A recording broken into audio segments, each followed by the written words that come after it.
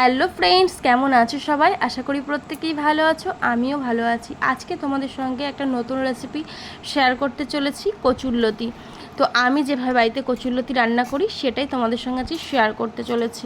দেখো, প্রথমেই আমি কচুরলতিকে আগের দিন রাতের বেলায় কেটে রেখেছিলাম। যেহেতু কচুরলতি কাটতে অনেকটা সময় লাগে, তো তার জন্য আমি আগের দিন রাতের বেলায় বসে বসে কচুরলতিটাকে কেটে নিয়েছিলাম। আর কেটে একদিকটায় আমি সিদ্ধ বসিয়েছিলাম, আর একদিকে দেখো কড়াই বসিয়ে দিয়েছি। কড়াইয়ে তেল গরম করে সামান্য রসুন কুচি প্রথমে দিয়ে দিলাম। রসুন কুচিটা একটু ভাজা ভাজা করে নেওয়ার পরে পেঁয়াজ কুচি এবং লঙ্কা চিড়ে দিয়েছিলাম কতগুলো, দিয়ে ভালোভাবে ভাজা ভাজা করছিলাম। তারপরে দিয়ে দিলাম এর মধ্যে নুন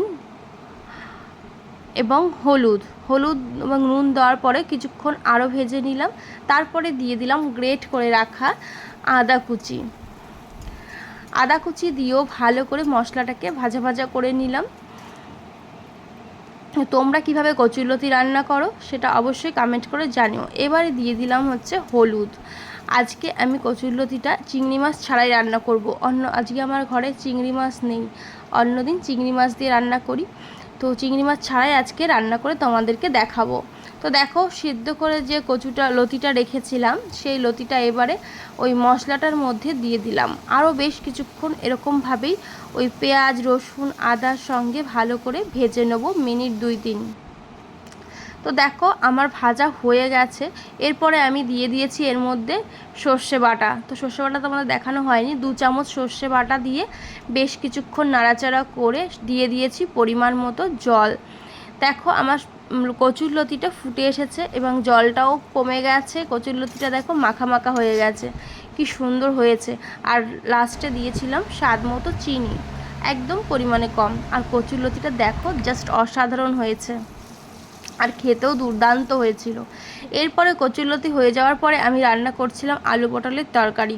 তো দেখো ওই কড়াইতেই তেল দিয়ে তাতে আগে পটলগুলোকে ভালো করে ভেজে নিয়েছিলাম। তো তোমরা কিভাবে রান্না করো অবশ্যই কমেন্ট করে জানিও। আর কচুরলতিটা কিন্তু খেতে আজকে অসাধারণ হয়েছিল। তো দেখো পটলগুলো ভাজতে দিয়েছি, ভাজা হয়ে গেছে, আমি তুলে নিয়েছি। আর দেখো তেলটা কেমন কালো হয়ে গেছে। পটল বেগুন এগুলো ভাজলে তেলটা এরকম কালোই হয়ে যায়। তো ওই তেলের মধ্যে আমি দিয়ে দিয়েছি দেখো সামান্য সাদা জিরে। তার মধ্যে দিয়ে দিলাম 2 চামচ মতো লঙ্কা বাটা। তো লঙ্কাটা কড়াইতে টেলে নিলাম ভালো করে, যাতে কাঁচা গন্ধটা না থাকে, তার জন্য লঙ্কা বাটাটা আমি আগে দিয়ে কড়াইতে কষিয়ে নিয়েছি। আর তারপরে দিয়ে দিলাম 2 চামচ জিরে বাটা। জিরেটা আমি শিলেই বেটে নিয়েছি, কেননা শিলে বাটলে খুব মিহি হয় আর খেতেও দারুণ লাগে।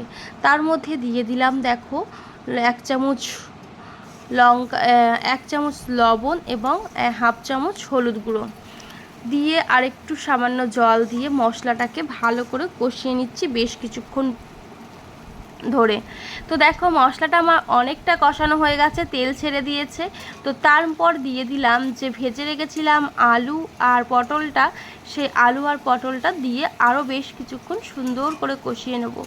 দেখো আমি বেশ কিছুক্ষণ আস্তে আস্তে করে কষিয়ে নিচ্ছি, যাতে মশলাটাও ভালোভাবে কষা হয়, সবজির সঙ্গে ভালো করে মিশে যায়।